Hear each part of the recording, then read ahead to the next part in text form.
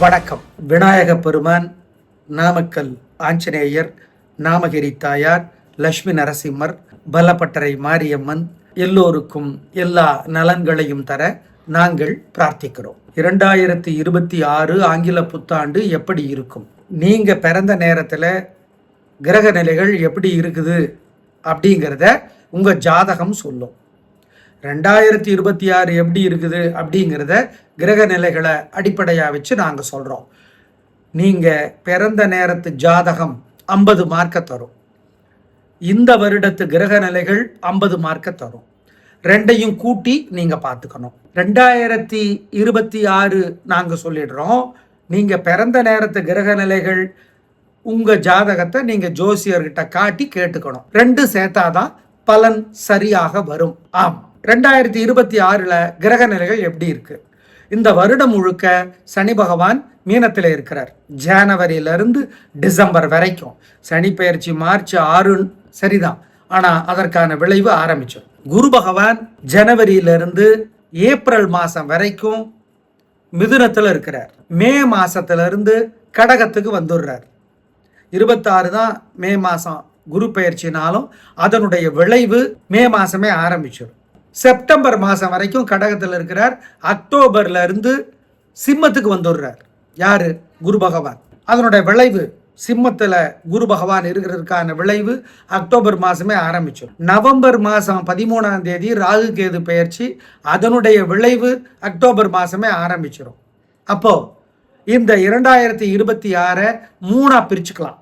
ஜனவரியிலிருந்து April வரைக்கும் எப்படி, மே மாசத்திலிருந்து September வரைக்கும் எப்படி, அக்டோபர் நவம்பர் டிசம்பர்ல எப்படி அப்படிங்கிறது. ஏன் அக்டோபர் நவம்பர் டிசம்பர்ல குரு பயிற்சிக்கான விளைவும் ஆரம்பிக்குது, ராகு கேது பயிற்சிக்கான விளைவும் ஆரம்பிக்குது. ஏப்ரல் வரைக்கும் குரு பகவான் மிதுனத்தில் இருக்கிறார். மே மாசத்திலிருந்து செப்டம்பர் வரைக்கும் குரு பகவான் கடகத்தில் இருக்கிறார். இந்த அடிப்படையில நாங்க ராசி பலனை சொல்றோம். எங்களுடைய கணிப்பு வாக்கிய பஞ்சாங்கத்தின்படி செய்யப்பட்டிருக்கிறது. எது சரி அப்படிங்கிறது உங்க கணிப்புக்கு நீங்க வச்சுக்கோங்க. நாங்க சொல்றது வாக்கிய பஞ்சாங்கப்படி தான் சொல்றோம். ஏன்னா திருநள்ளாறுல வாக்கிய பஞ்சாங்கப்படி தான் சனி பெயர்ச்சி, ஆலங்குடியில குரு பெயர்ச்சி வாக்கிய பஞ்சாங்கப்படி தான். அதனால நாங்கள் இந்த அடிப்படையிலே பலன்களை சொல்லுகிறோம். இந்த அறிமுகத்தோடு ஒவ்வொரு ராசிக்கும் என்ன எப்படி என்பதை சொல்லுகிறோம். துலா ராசிக்கார நேயர்களே, என்னங்க குறைச்சல? 6ஆம் இடத்து சனி எதிரி தொல்லைய, வியாதி தொல்லைய, கடன் தொல்லைய இந்த வருடம் முழுக்க குறைக்கிறார். சூப்பர். அப்புறம் என்ன, கலக்குங்க.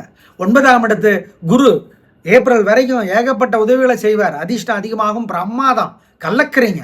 ஆனா குரு மே மாசத்திலிருந்து செப்டம்பர் வரைக்கும் உத்தியோகம், வியாபாரம், கலைத்துறை, அரசியல் எல்லாத்துலேயும் ஒரு லேசான சரிவை கொடுப்பார். லேசான மைனஸை தருவார். கட்டாயம் தருவார். தொழில் மாற்றம், இடமாற்றம், உத்தியோக மாற்றம் இதெல்லாம் வருவதற்கான வாய்ப்பு அதிகம். ஆனா கடைசி 3 மாசம் குரு பகவான் ஏகப்பட்ட உதவிகளை உங்களுக்கு செய்வார். ஆம் ஆம், கடைசி 3 மாசம் குரு லாபத்தை பெருக்குவார். உயர்வு. ஏற்கனவே சனி வேற ஹெல்ப். அப்புறம் என்ன, கலக்குங்க. இந்த வருடம் முழுக்க குறிப்பாக செப்டம்பர் வரைக்கும் கேது பகவான் வேற ஏகப்பட்ட உதவிகளை செய்கிறார். லாபத்தை பெருக்கிறார், அதிர்ஷ்டத்தை அதிகமாக்குறார். பிரமாதம். ஆனா கடைசி 3 மாசம் உங்களுக்கு தொல்லை பண்ணுவார். உத்தியோகத்துல, வியாபாரத்துல, கலை, அரசியல், தொழில்ல கொஞ்சம் தொல்லை பண்ணுவார். ஆனா அது வரைக்கும் சூப்பர். ஆனா அந்த ராகு இருக்காரு, அவரு தான் ஏப்ரல் மாசம் வரைக்கும் ஒன்றும் இல்லை, மே மாசம் கூட ஒன்றும் இல்லை. குரு பகவான் பாத்துறதுனால பெருசா பிரச்சனை இல்லை. ஜூன்ல இருந்து ராகு பகவானால உங்களுக்கு தொல்லைகள் தாங்க. ஆமா, நீங்க கோச்சு கூடாது. என்ன பண்ணுவாரு? வீடு, பூமி, சொத்து, சொகம் இதிலெல்லாம் சிக்கல் பண்ணுவார். அம்மா சம்பந்தப்பட்ட சிக்கலை உண்டாக்குவார். ராகுவினாலே தொல்லை உண்டு. அதுக்கு பரிகாரம் பண்ணணும்.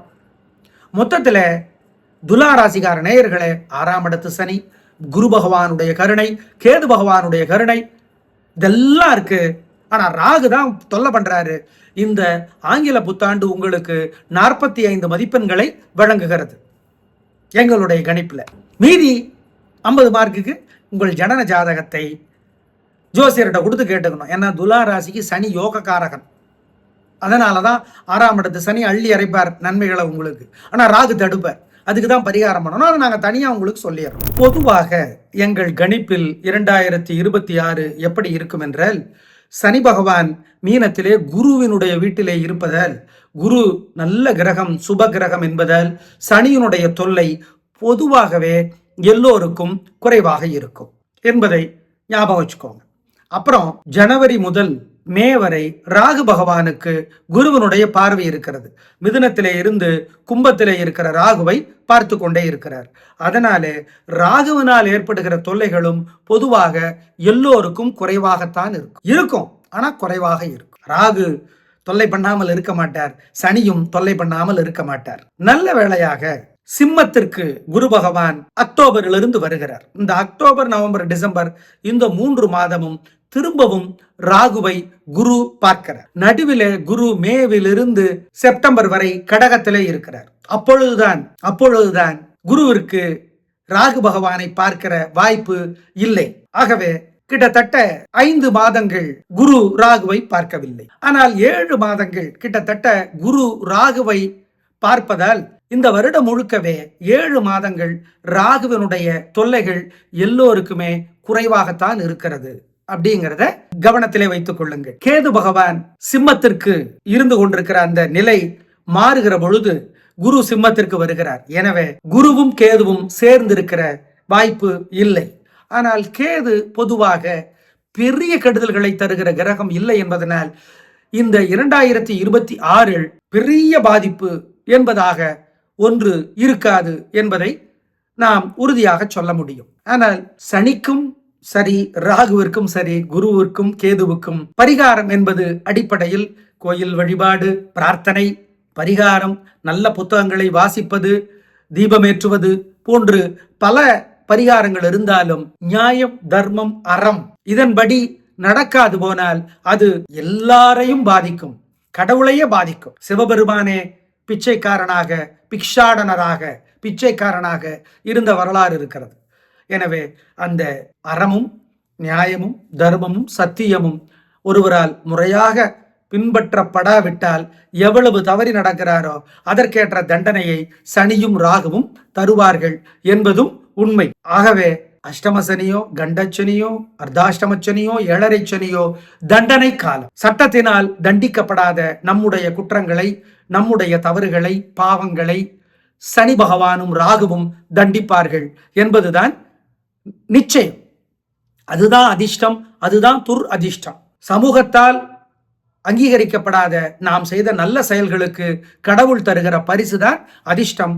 அதை குரு தருவார், கேது தருவார். சமூகத்திடமிருந்து, சட்டத்திடமிருந்து நாம் தப்பித்து கொண்ட, நாம் செய்த பாவங்களுக்கும் குற்றங்களுக்கும் சனியும் ராகுவும் தண்டனை தந்தே தீருவார்கள். இந்த காலகட்டம் தான் ஏழரை சனி, அஷ்டமச்சனி, அர்த்தாஷ்டமச்சனி, கண்டச்சனி என்பதை ஞாபகம் வச்சுக்கிட்டா சரி. யாரு பாத்தர்றா, என்ன பண்ணிட முடியும் என்பதனால் நாம் பல தவறுகளை, பாவங்களை, குற்றங்களை செய்கிறோம். அதற்கு நமக்கு நாமே காரணங்களை சொல்லிக் கொள்ளுகிறோம், நியாயப்படுத்திக் கொள்ளுகிறோம். ஆனால் சனியும் ராகுவும் அப்படி நியாயப்படுத்திக் கொள்ள மாட்டார்கள், தண்டனையை தந்தே தீருவார்கள். இதுதான் தண்டனை காலம் என்பதை கவனத்தில் வச்சுக்கிட்டீங்கன்னா அந்த நியாயத்தின்படியும் சத்தியத்தின்படியும் தர்மத்தின்படியும் நடப்பதற்குத்தான் எல்லா வகையான பரிகாரங்களும். சனிக்கும் சரி, ராகுவுக்கும் குருவுக்கும் கேதுவுக்கும் செய்கிற பரிகாரங்கள் எல்லாம் இதுதான். அந்த மாதிரி நடப்பதற்கு நம்மை ஆற்றுப்படுத்துகிற, தூண்டுகிற, வழிகாட்டுகிற செயல்கள் தான் இந்த பரிகாரங்கள் என்பதையும் கவனத்திலே கொள்ளுங்கள்.